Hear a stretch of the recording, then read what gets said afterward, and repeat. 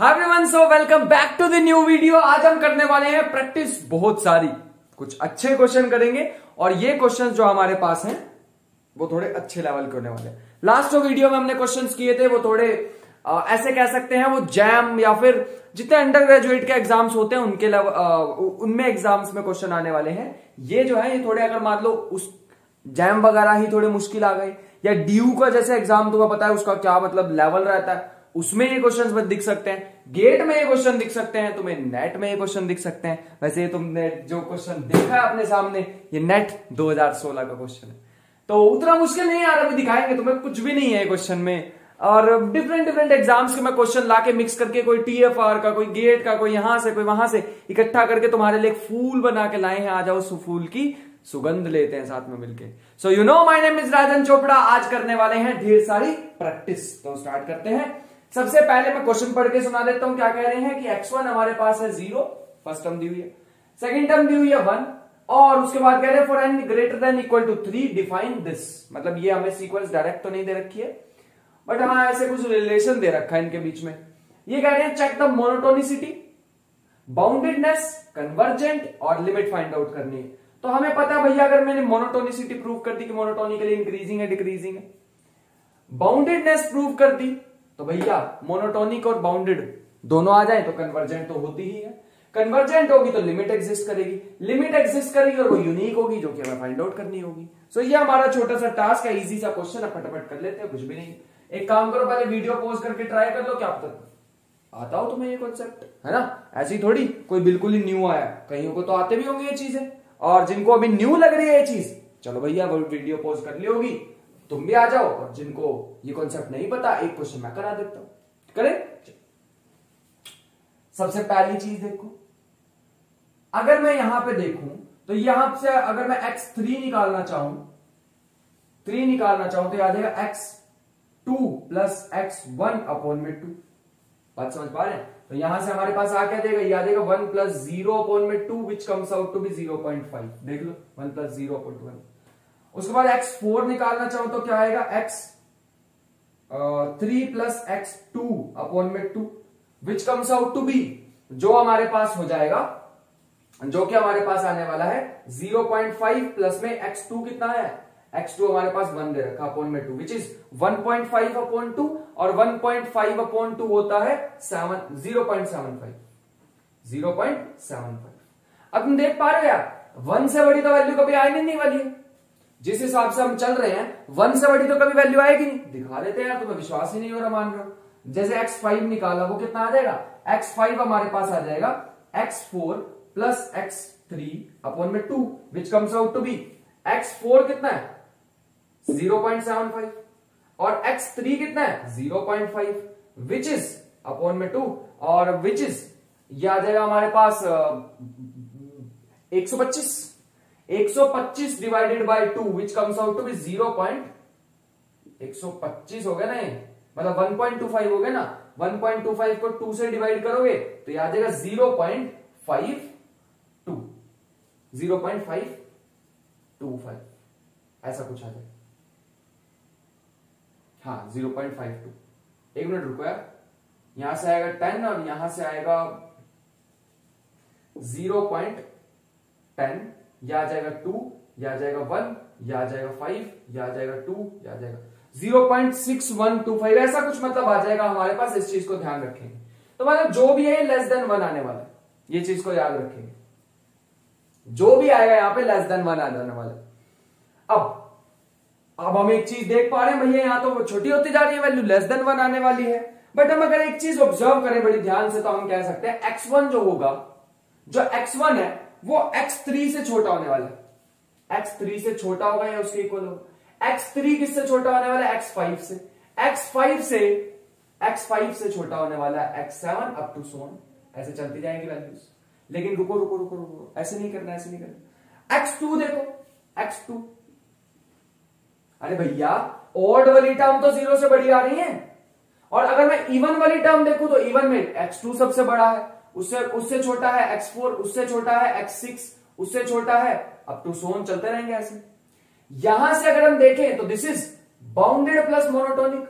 भैया आपने अलग अलग क्यों कर दिया इन दोनों को? भैया सेम भी लिख सकते हो, ऐसे लिख सकते हो x1 is less than equal to, ऐसे भी लिख सकते थे। बट मैंने इवन ऑड में क्यों लिखा? ज्यादा कन्वीनियंट रहेगा, क्योंकि x2 सबसे बड़ी है और बाकी सारी इवन इससे छोटी है।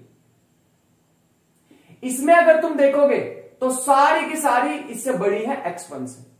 तुम कहोगे कि भैया आपने x2 को इन्हीं में ही घुसा देते। भैया कैसे घुसा देते? x2 सबसे बड़ी वैल्यू है, फिर मैं इसको कैसे लिख पाता कंबाइंड? नहीं लिख पाता। तो मतलब ये बाउंडेड भी है, मोनोटोनिक भी है। देखो इसमें लोअर बाउंड एग्जिस्ट कर रहा है, इसमें अपर बाउंड एग्जिस्ट कर रहा है, बाउंडेड भी है और मोनोटोनिक भी है। मोनोटोनिक का मतलब ये मोनोटोनिकली डिक्रीजिंग है, ये मोनोटोनिकली इंक्रीजिंग है, इसमें बढ़ रही है चीजें, इसमें कम हो रही है। अब मोनोटोनिक भी है और बाउंडेड भी है। भैया आपने तो पढ़ा है मोनोटोनिक और बाउंडेड है तो आप कन्वर्जेंट भी कह सकते हो। फिर भी भैया अभी समझ नहीं आ रहा आपने अलग अलग करके क्यों लिखा? भैया एक और बार बता देते हैं, अलग अलग करके मैंने इसलिए लिखा है क्योंकि मैं x2 इसमें कैसे घुसाऊंगा? x2 तो सबसे बड़ी वैल्यू है ना, वो इसमें कैसे डालूंगा? फिर मैं नहीं डाल पाऊंगा ना, इसलिए मैंने दोनों को अलग अलग कर दिया। तो लोअर बाउंड है x1 और अपर बाउंड क्या है इसका? x2। ठीक है, तो बाउंडेड भी है और मोनोटोनिक भी है। देखो मोनोटोनिकली इंक्रीजिंग डिक्रीजिंग दो सीक्वेंस है, तो यहां पे कन्वर्जेंट भी होने वाली है। अब मोनोटोनिक भी है, बाउंडेड भी है, कन्वर्जेंट भी है, तो भैया इसके लिमिट पॉइंट तक एग्जिस्ट करना चाहिए, है ना? कन्वर्जेंट है तो लिमिट पॉइंट एग्जिस्ट करना चाहिए। लेकिन मैंने दो पार्ट में तोड़ दिया ना इसे। एक काम करते हैं, एक इवन वाला पार्ट ले लेते हैं, एक इवन वाला पार्ट ले लेते हैं और एक ओड वाला पार्ट ले लेते हैं। इवन वाला तुम्हें ये दिख रहा होगा नीचे, ओड वाला तुम्हें ऊपर दिख रहा होगा। लेट अस से इवन वाले का अलग लिमिट पॉइंट आएगा और ओड वाले का अलग। ऐसे एज्यूम कर लेते हैं, एज्यूम। मैं अभी प्रूव करके दिखाऊंगा, अलग नहीं हो सकते, अलग नहीं हो सकते यार। यूनिक लिमिट पॉइंट आता है, मैं पता तो है, यूनिक आता लिमिट पॉइंट। चलो आ जाओ प्रूव करके दिखाता हूं तुम्हें। एक काम करो, उसमें इवन इवन नंबर डाल के देखना, जो हमारे पास वो दिया होगा इसमें इवन नंबर का डाल के देखो। और इवन नंबर तो भैया 2n की फॉर्म में होता है, हाँ डाल के देखो। तो पहला भैया हमारे पास आ जाएगा x2n, मतलब n को रिप्लेस कर दो 2n से, यह आ जाएगा 2n माइनस 1, यह आ जाएगा 2n माइनस 2 अपॉन में 2। ठीक है, अभी तुम बड़ी ध्यान से देखोगे, मैं इस पे सर्कल लगा देता हूं और इस पे सर्कल लगा देता हूं। ये स्टिल दोनों क्या है? इवन नंबर ही है। 2n हो चाहे 2n माइनस 2 हो, ये दोनों इवन नंबर ही होते हैं। तो इन दोनों की जगह मैं क्या लिख सकता हूं? अगर n अप्रोचेस टू इंफिनिटी तो इन दोनों की जगह मैं लिख सकता हूं L1। और ये क्या है? ओड नंबर, तो इसकी जगह मैं क्या लिख सकता हूं? L2। अगर ऐसे ही मैं ओड में डालू, ओड की फॉर्म होती है भैया 2n प्लस 1 या 2n माइनस 1। मैं यहां पे यूज करने वाला हूं 2n प्लस 1। मैं यहां पे क्या यूज करने वाला हूं? 2n plus 1। 2n माइनस 1 कर ले आप, कंफ्यूजन क्यों नहीं है, जो मर्जी यूज कर लो। 2n माइनस 1 तो ये बन जाएगा x, इसमें डालोगे 2n माइनस 1 तो ये बन जाएगा 2n माइनस 3। अगर इसमें डालेंगे 2n माइनस 2 बन जाएगा बेटे, 2n माइनस 2 बन जाएगा। x की जगह n की जगह तुम डाल के देख लो 2n माइनस 1 तो ये बन जाएगा 2n माइनस 2, और यहां पर डाल के देखोगे तो ये बन जाएगा 2n माइनस 1 डालोगे तो 2n माइनस 3 बन जाएगा अपॉन में 2। अब तुम ध्यान से देखो तो ये ऑड नंबर, ये भी ऑड नंबर, लेकिन ये क्या है? Even number. As n approaches to infinity, as n approaches to infinity, even number किसको अप्रोच कर रहे हैं? L1 को। ये ऑड नंबर किसको अप्रोच कर रहे हैं? L2 को। इवन नंबर किसको अप्रोच कर रहे हैं? L1 को अपॉन में 2। पहली इक्वेशन। दूसरी यहां से बना, ऑड किसको अप्रोच कर रहे हैं? L2 को। इवन किसको अप्रोच कर रहे हैं? L1 को। और दूसरे ये किसको अप्रोच कर रहे हैं? L2 को अपॉन में 2। अगर तुम बड़े ध्यान से देखो तो राइट हैंड साइड सेम आ गई दोनों की, तो left hand side should also be same, so L1 equal to L2। यही हमें प्रूव करना था कि लिमिट जो दोनों की लिमिट है सीक्वेंस की, मतलब इवन और ऑड की, वो दोनों सेम है। अब क्योंकि ये सेम है तो मैं निकालना भी चाहूंगा, लिमिट सेम आ गई ना, तो मैं इसको निकालना भी चाहूंगा कि L की वैल्यू कितनी है। अब इसे कैसे निकालें भैया? L की वैल्यू को, L की वैल्यू को निकालना मतलब ये निकालना, हाँ ये L ही तो आएगा। Limit x approaches to infinity xn, ये क्या आएगा? ये L ही आने वाला है, जो ये L मिलेगा मुझे। लेट अस से L निकालने कैसे? मुझे समझ नहीं आ रही यार, तो कंफ्यूजन होगी बहुत सारी। नहीं होगी कंफ्यूजन, वैल्यूज डालनी शुरू करो इसके अंदर। मैं थोड़ी जगह बना लेता हूँ, जगह की थोड़ी कमी लग रही है, मैं जगह बना लेता हूँ। हाँ अब ठीक तो सबसे छोटा नंबर डाल पाएंगे 3, तो यहां डाल लो x3 equal to x2 plus x1 upon 2। ठीक है, मैं इसको अलग अलग करके लिख लेता हूं क्योंकि हमारे को कैलकुलेशन में आसानी होगी। ठीक है, x2 अपॉन में 2, x1 अपॉन में 2। इसको ऐसे लिख लो, x4 लिखोगे तो x3 अपॉन में 2, x2 अपॉन में 2। एक एक कम करते रहो। x5 लिखोगे तो x4/2, x3/2, अप टू सोन चलते रहो चलते रहो चलते रहो। यहां पे टर्म आएगी xn-1, यहां आएगी xn-1 की जगह xn-2, xn-3/2। लेट मी सी, यही आनी है। हाँ, अगर तुम xn लिखोगे तो ऊपर वाला ही चिपका दो यहां पे, तो xn-1, xn-2/2। भैया करना क्या चाह रहे यार, समझ नहीं आ रही बिल्कुल भी कि क्या हो रहा है यहां पे। ये xn+1, xn+2 बताते हैं।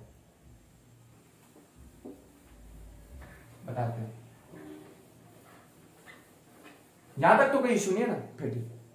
अब ध्यान से देखो, ये हमारे पास आ गया। एक काम करो, लेफ्ट हैंड साइड में राइट हैंड साइड सारी ऐड कर दो। मैं बताता हूं, सारी चीजें ऐड कर दो। भैया ऐड क्यों करें, देखो मैं दिखाता हूं तुम्हें। अगर जैसे तुम ऐड करोगे, जैसे ध्यान से देखना, इक्वल टू के इधर और इक्वल टू के इधर, मैं इसी में से दिखाने वाला हूं तो ध्यान से देखना। इक्वल टू के इधर और इक्वल टू के इधर देखना, यहां पे आ रहा है x3। यहां पे जब तुम सारी चीजें ऐड करोगे तो यहां आएगा एक x3/2, x3/2। तो x3/2, x3/2 कितना होता है, ये होता है x3। अबे भैया हाफ हाफ 1 होता ना, हाफ हाफ 1 होता ना, तो ये दोनों मिलके क्या बन जाएंगे, x3। ये वाले x3 से क्या कैंसिल हो जाएगा, ये x3 कैंसिल हो जाएगा। ऐसे यहां पे आएगा एक x4, एक यहां पे आएगा x4, क्योंकि अगर मैं x6 लिखता तो उसमें यही टर्म आती ना, x4/2। ये 4/2, ये 4/2, ये 4/2 कैंसिल हो जाता, क्योंकि ये दोनों मिलके x4 बनाते, एक राइट में x4, एक लेफ्ट में x4, दोनों कैंसिल हो जाते। ऐसे ही x5 भी कैंसिल हो जाएगा, x6 भी कैंसिल हो जाएगा, सारे कैंसिल होते होते होते xn, अगर हम यहां से बड़ी ध्यान से देखें, ये सारी चीजें कैंसिल हो जाने वाली है, बचने के वाली है वो ध्यान से देखना, बड़ी ध्यान से देखना, ये इंपॉर्टेंट होने वाला है हमारे लिए, बचने का वाला है। एक तो भैया ऊपर से हमें दिखा रहा है ये कभी कट नहीं होंगे, तो लिख लो x/2 कितना आ जाएगा, इक्वल टू के इधर वाली चीज है x/2 plus x/2 plus x1/2, ये तीनों भैया कभी भी कट नहीं होंगी, बाकी सारी चीजें यहां की कट हो जाने वाली, यहां और कुछ नहीं बचने वाला, एक सिंगल चीज भी नहीं बचने वाली, इस चीज का ध्यान देना बस, इधर कुछ नहीं बचने वाला।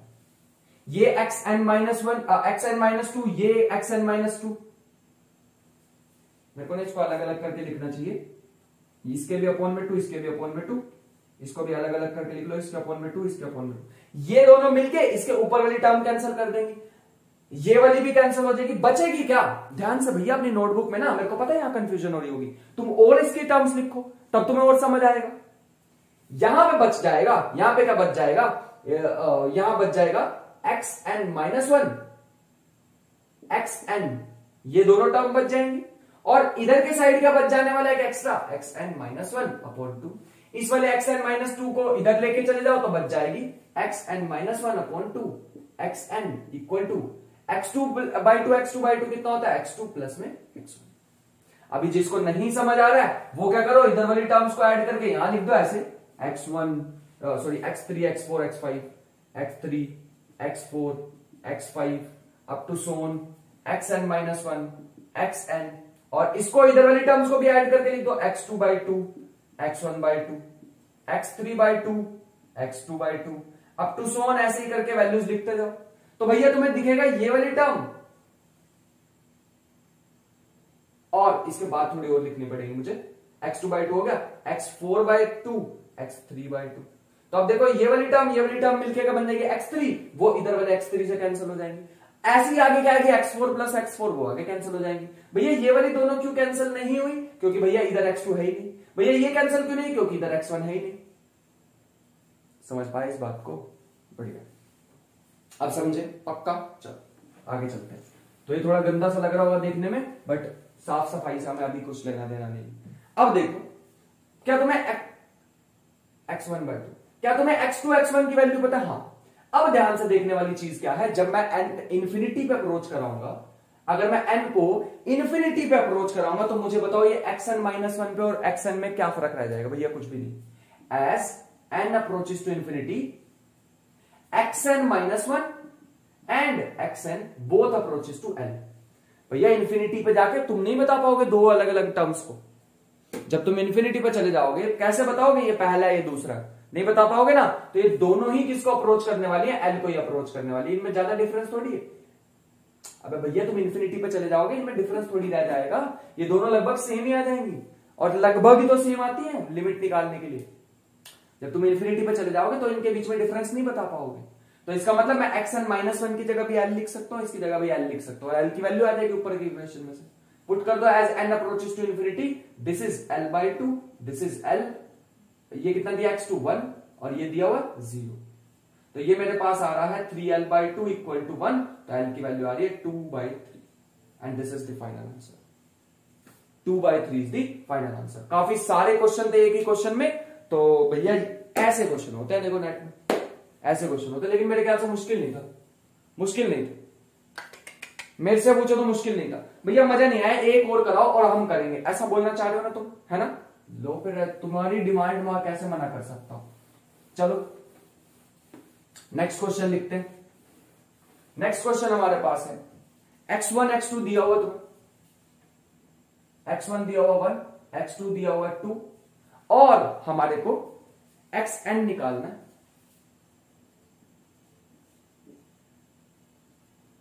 xn-1, xn-2, ऐसा कुछ दिया हुआ, इस बार रूट में दिया हुआ।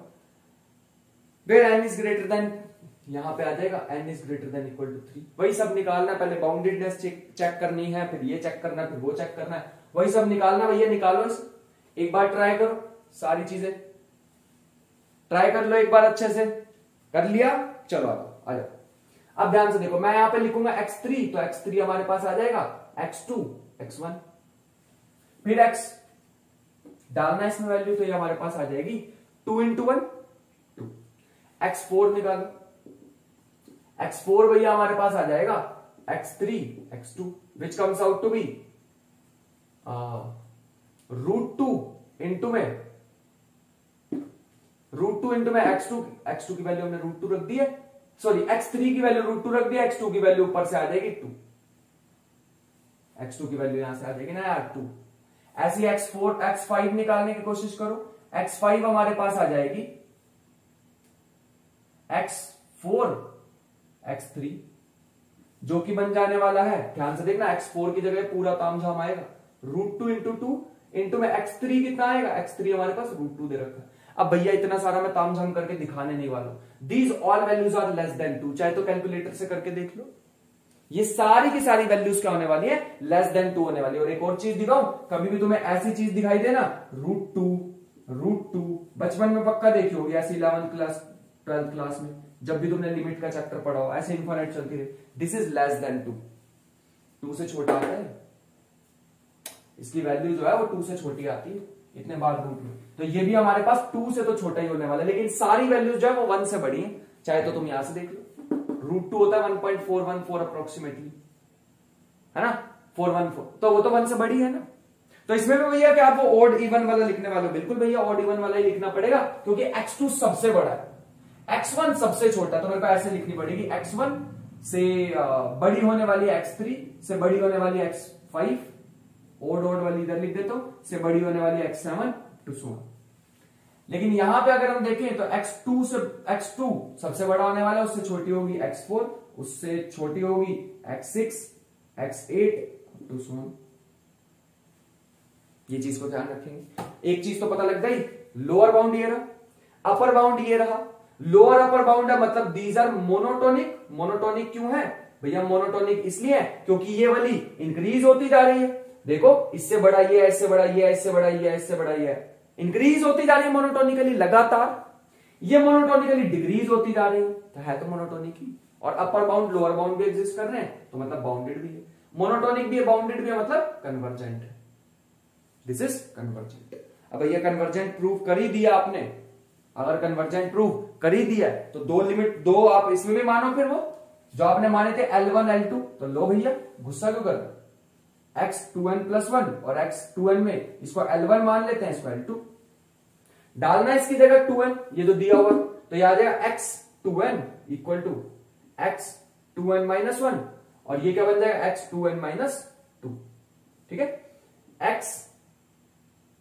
x2n+1 विच इज ओड में क्या बन जाएगा, ये बन जाएगा x2n+1, इसकी जगह डालोगे तो मेरे ख्याल से बन जाएगा x2n अरे n की जगह 2n प्लस 1 डाल के देख लेना, 1 से 1 कैंसिल होगा, x 2n माइनस 1, n की जगह डाल के देख लेना 2n प्लस 1, तो ऐसी कुछ बन जाने वाली। लेकिन लेकिन लेकिन as n approaches to infinity, ये क्या बन जाएगा, ये इवन नंबर है तो इवन नंबर L1 को अप्रोच कर रहा है, इक्वल टू ये ओड नंबर है, ओड किसको अप्रोच कर रहा है, ओड अप्रोच कर रहा है L2 को, फिर ये इवन है तो L1 को।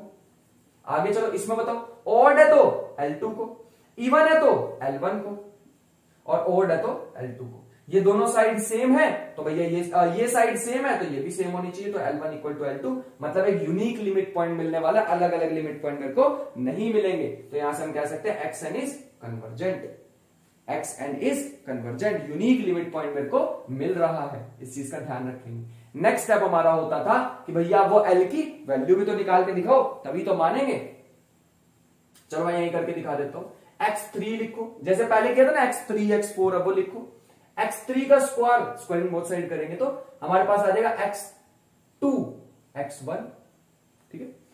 x4 का स्क्वायर क्या आ जाएगा, x3 x2, ऐसे x5 का स्क्वायर क्या आ जाएगा, x4 x3, up to so on so on so on so on सोन चलते रहेंगे तो हमारे पास कुछ ऐसा बन जाने वाला है, xn माइनस 1 का स्क्वायर क्या बन जाएगा, ये बन जाएगा xn माइनस 2 xn माइनस 3। अब भैया xn की जगह n माइनस 1 डाल के देख लो, यहां बन जाएगा n माइनस 2, यहां बन जाएगा n माइनस 3, xn क्या आ जाएगा, xn तो भैया वहीं से ही लिख दो आप, xn का स्क्वायर आ जाएगा xn माइनस 1 xn माइनस 2।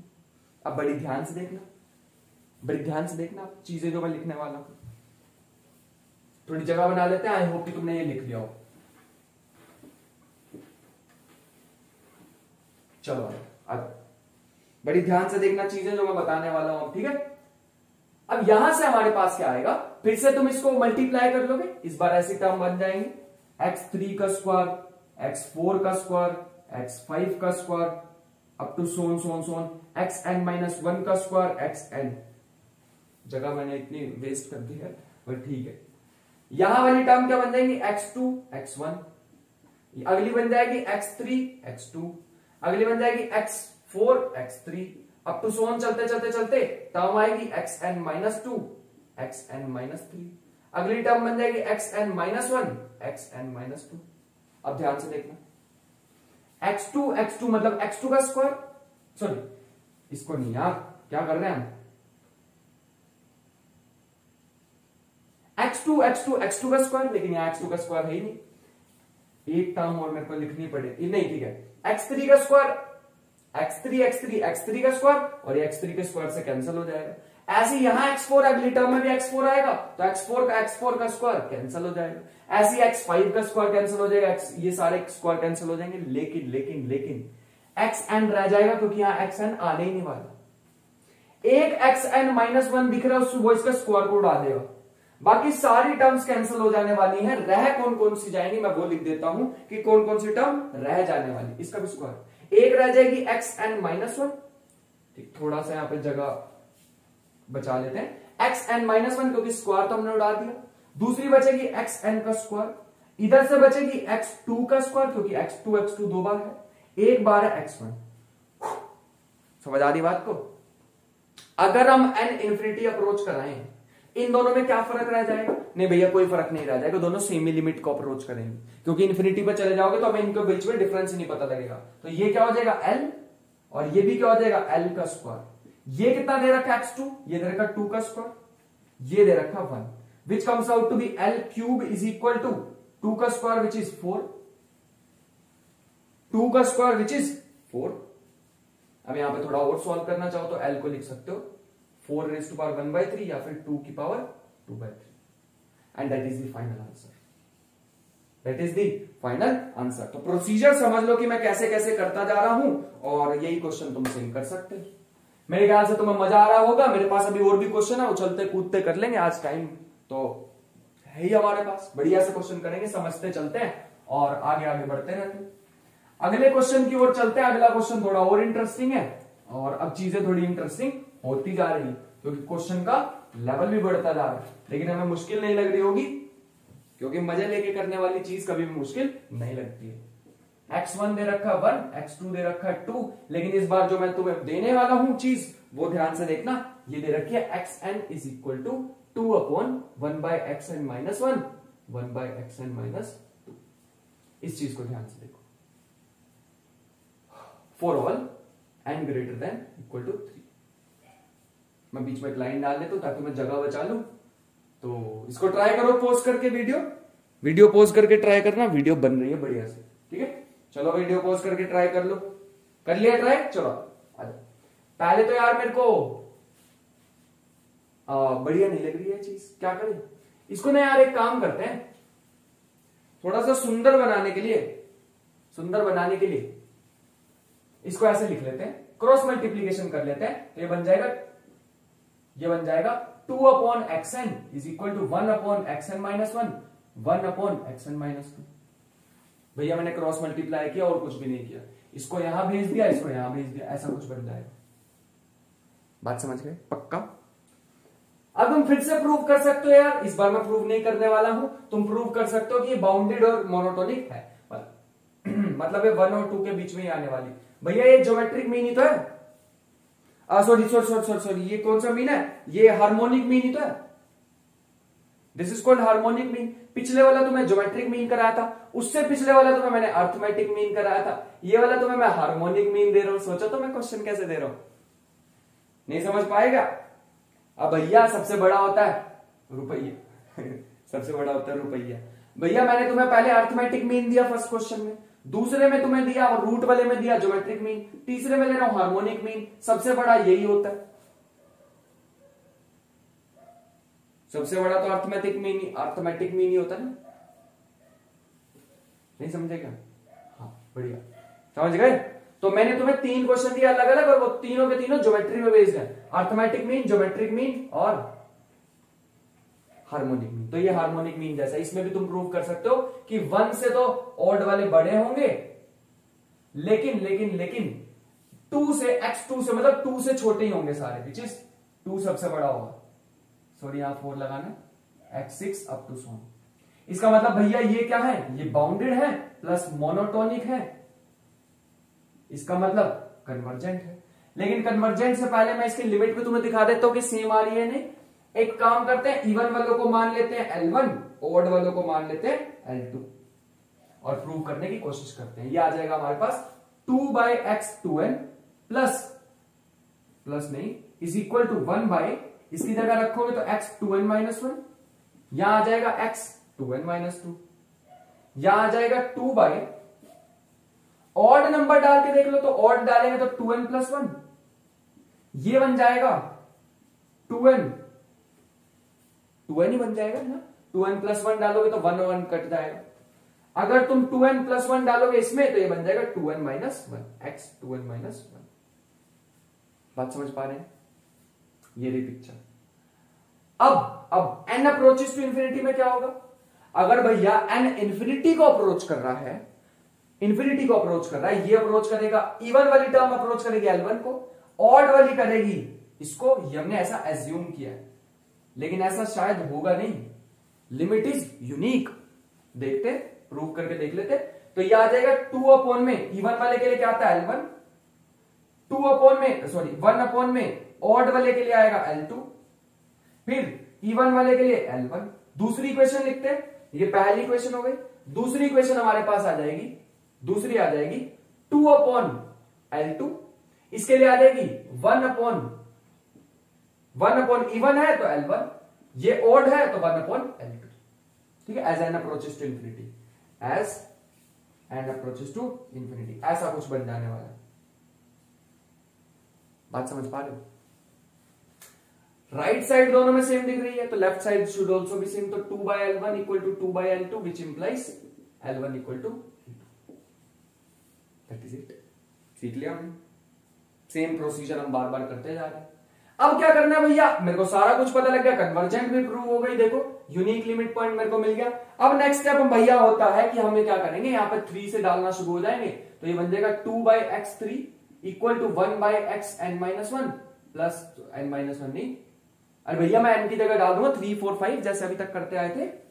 तो 2 1/x1 है ना, फिर आ जाएगा 2/x4 1/x3, एक एक कम करते रहो बस x2 अप टू सोन चलते रहोगे तो ये लास्ट आएगी 2/xn -1, यहां आ जाएगी 1/xn -2 1/xn -3। ऐसे ही 2/xn डालोगे तो बच जाएगा, इसमें से एक कम कर दो, एक और कम कर दो, ऐसा कुछ बन जाने वाला। अब इस सारी टर्म्स को ऐड करोगे, यहां आएगी 1/x3, अगली टर्म में मैं एक और लिख देता हूं 2/x5 x4 x3। अब देख लो, ध्यान से देखना,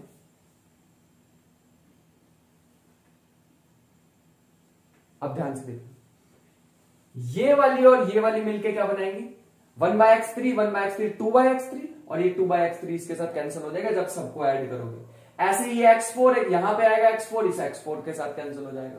बचेंगे कौन से, ध्यान से देखो, अभी अभी किया यार ये क्वेश्चन, तो ध्यान से देख लेना। ये xn -2 ऊपर आएगा xn -2, उससे कैंसिल हो जाएगा, xn -3 भी कैंसिल हो जाएगा। बस देखो ध्यान से बचेगा क्या, यहां पे आ रहा है 1/xn -1, यहां आ रहा है 2/xn -1, तो यहां 2 में से 1 चला जाएगा, बचेगा 1/xn -1।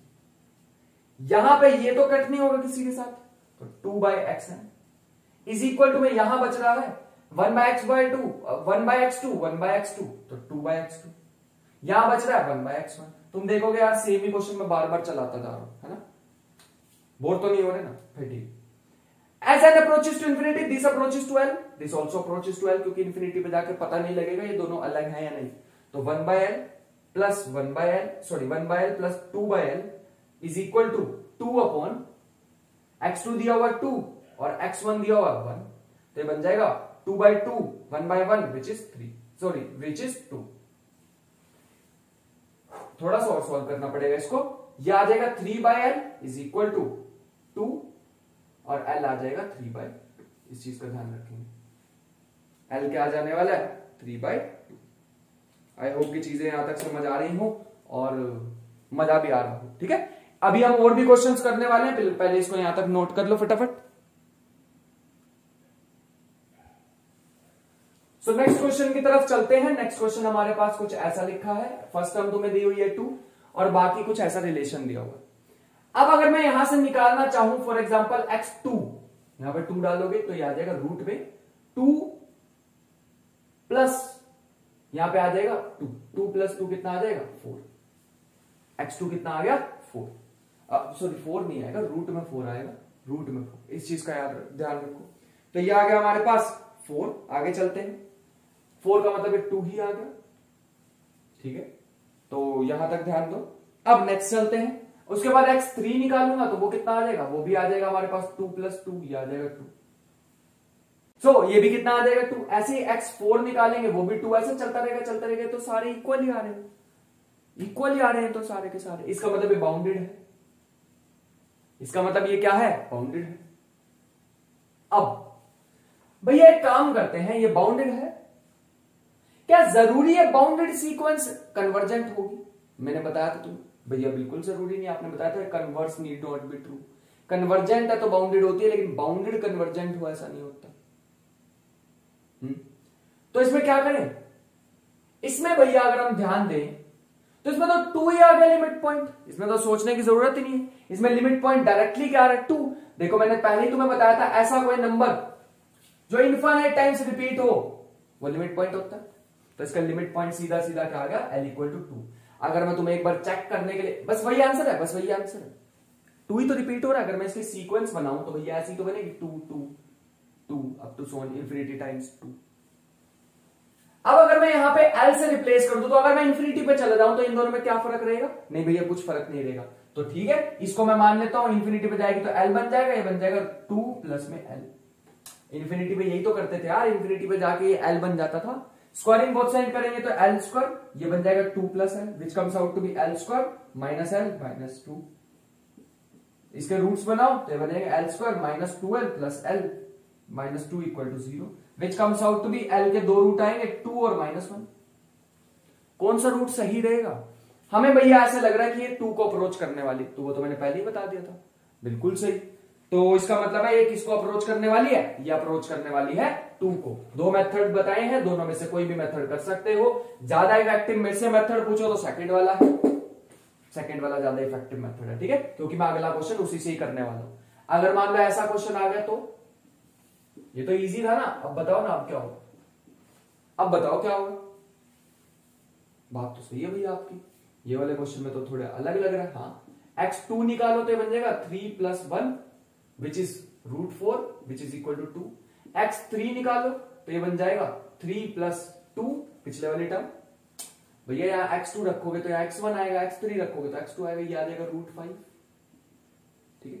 उसके बाद चलो x4 निकालो, x4 निकालोगे तो 3 + √5 जो भी आएगा यहाँ पे। एक चीज तो मैं गारंटी दे सकता हूं, एक चीज मैं गारंटी दे सकता हूं, कभी भी वैल्यू 3 से बड़ी नहीं आ सकती, कभी भी वैल्यू 3 से बड़ी नहीं आ सकती। देख लो आगे, चलते रहो चलते रहो चलते रहो, तुम यहां पे आगे लेके चलते रहो चलते रहो चलते रहो, 3 से बड़ी कभी भी वैल्यू यहां पे नहीं आने वाली है। इसका मतलब all the values of this sequence, all the values are less than 3, मतलब बाउंडेड हो गई है ना।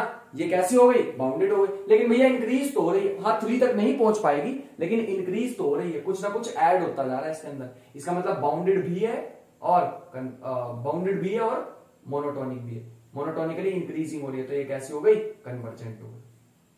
बाउंडेड तो हो गई, 3 से बड़ी है ही नहीं टर्म इसमें, और कन्वर्जेंट हो गई। इसका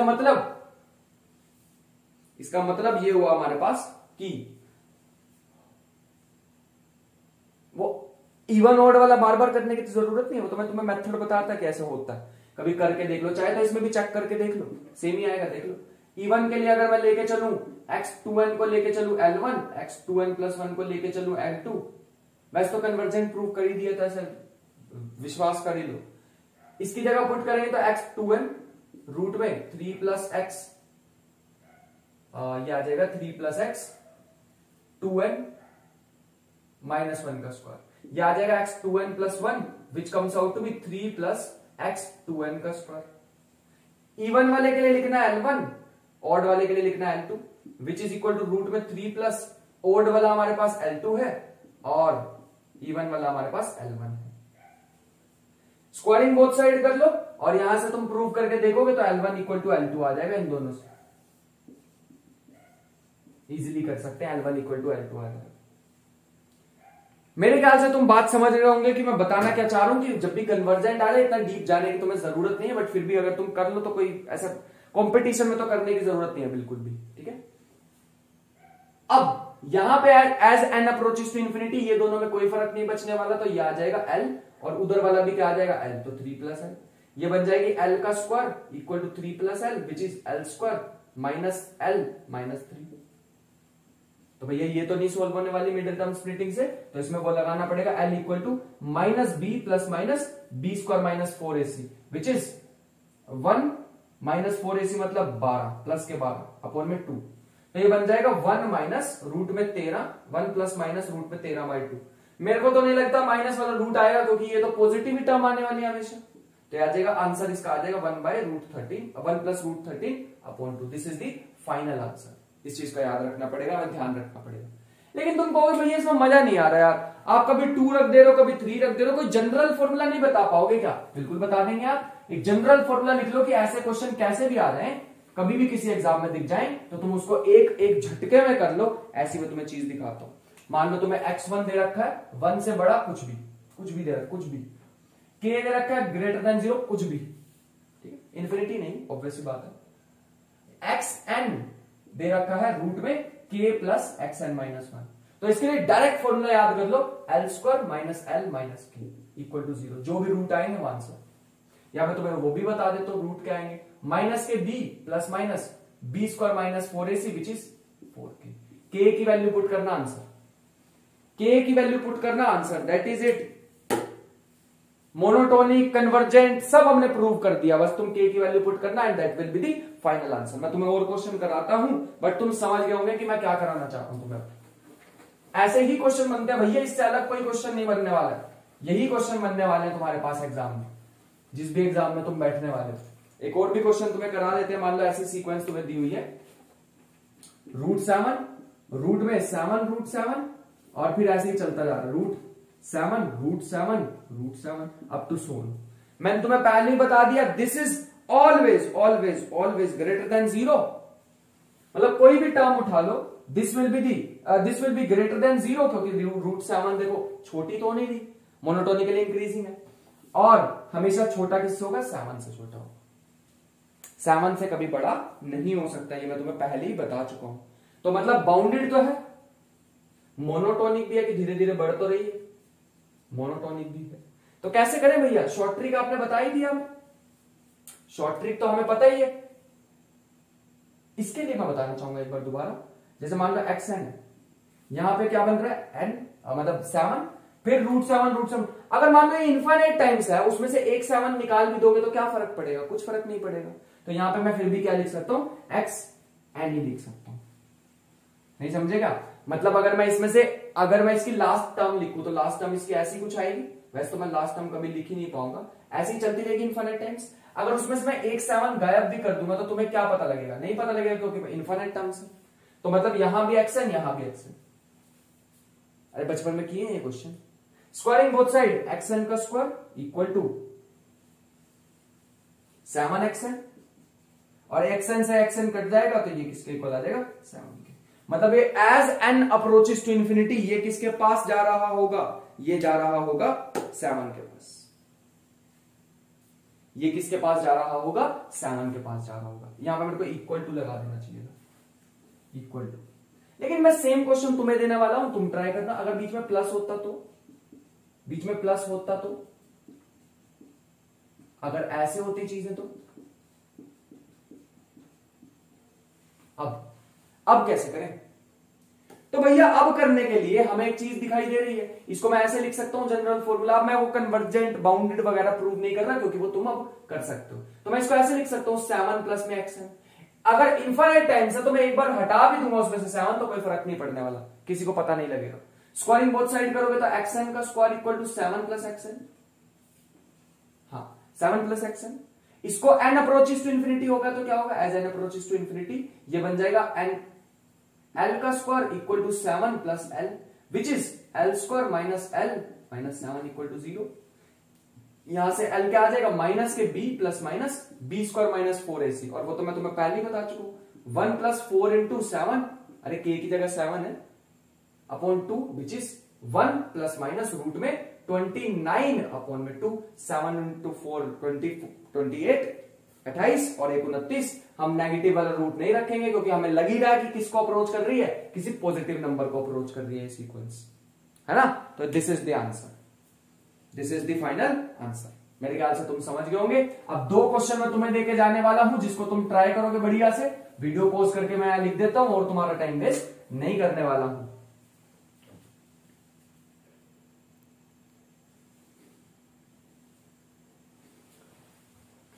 सो ये 2 क्वेश्चन है हमारे पास। देखो ये क्वेश्चन हमारे पास है, पहला दिया हुआ है कुछ, ये हमारे पास जनरल टर्म इसकी दी हुई है, और दूसरे क्वेश्चन में जनरल टर्म ये दी हुई है। दोनों में फर्क क्या? बस यहाँ पे अल्फा है, यहाँ पे 5 है। तो ऊपर वाला जनरल केस है, नीचे वाला उसका स्पेशल केस है। But I want you to try this one.